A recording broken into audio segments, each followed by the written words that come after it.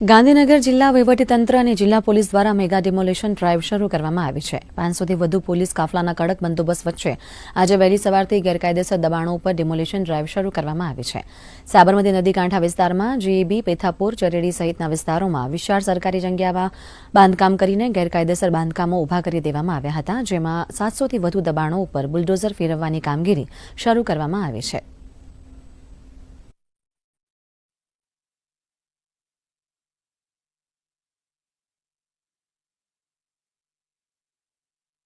आज સવારથી આરએનબીના જગ્યા અને ગાંધીનગર કોર્પોરેશનની જગ્યા ઉપર જો દબાણ થયેલી હતી એની ઉપર મોટો દબાણ હટાવવાની પ્રયાસ ચાલી રહ્યા છે ગાંધીનગર વહીવટીતંત્ર દ્વારા।